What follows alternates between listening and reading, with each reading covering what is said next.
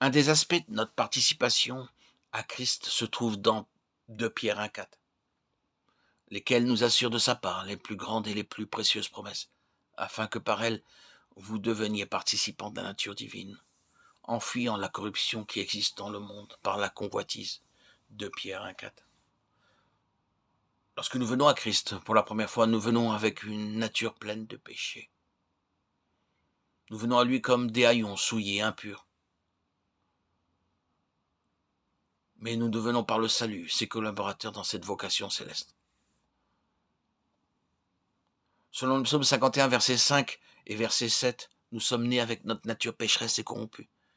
Mais acceptant notre Seigneur Jésus-Christ comme notre Sauveur, notre vieille nature pécheresse et mauvaise est crucifiée avec le Seigneur Jésus. Et par la puissance de sa résurrection, nous sommes rendus participants d'une nature nouvelle, d'une nature divine. Selon Romains 6, 5, nous sommes devenus une même plante avec Christ dans sa mort. Mais en même temps, nous sommes aussi devenus une même plante avec lui dans sa résurrection. En effet, si nous sommes devenus une même plante avec lui par la conformité à sa mort, nous le serons aussi par la conformité à sa résurrection. Romains 6, 5. Cette expression devenir une même plante renferme la même pensée que celle d'une greffe. De nos jours, les meilleures qualités de fruits sont obtenues au moyen des greffes.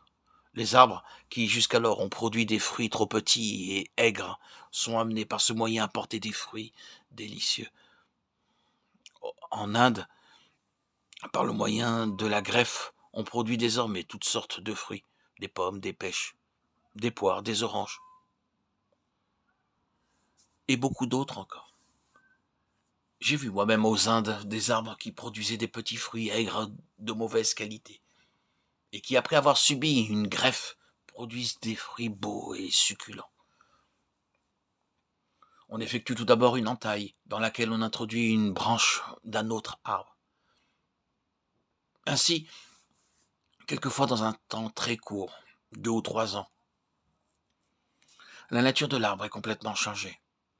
Les branches changent, les fleurs changent, les feuilles, les fruits, tout change.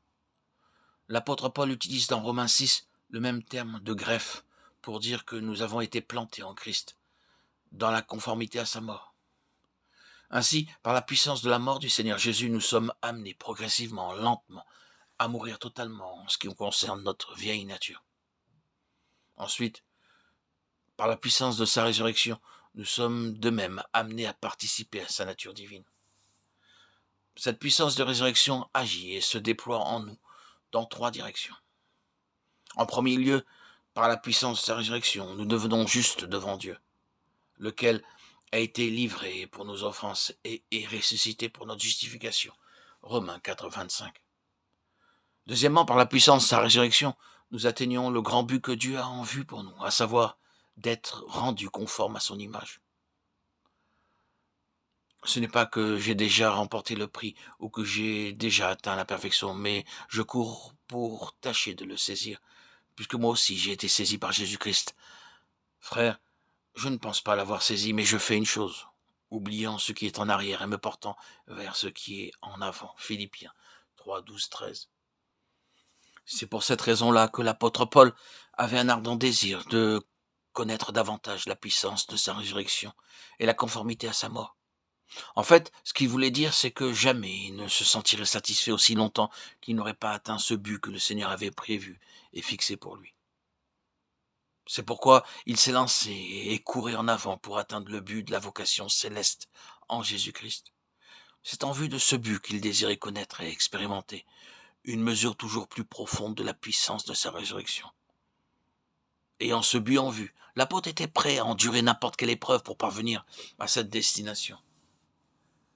Troisièmement, c'est par cette même puissance de sa résurrection qu'il nous sera donné pour finir un corps nouveau, un corps de résurrection.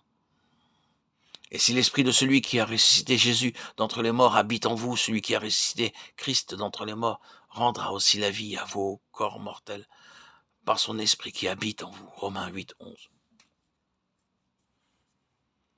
Par cette puissance de résurrection par laquelle le Seigneur Jésus lui-même est ressuscité, par cette puissance qui est déversée en nous, nous recevrons finalement un corps nouveau, un corps de résurrection. C'est à cause de cela que l'apôtre Paul prie pour que vous sachiez quelle est l'infinie grandeur de sa puissance, se manifestant avec efficacité par la vertu de sa force. Il l'a déployé en Christ, en le ressuscitant des morts et en le faisant asseoir à sa droite dans les lieux célestes. Éphésiens 1, 19, 20.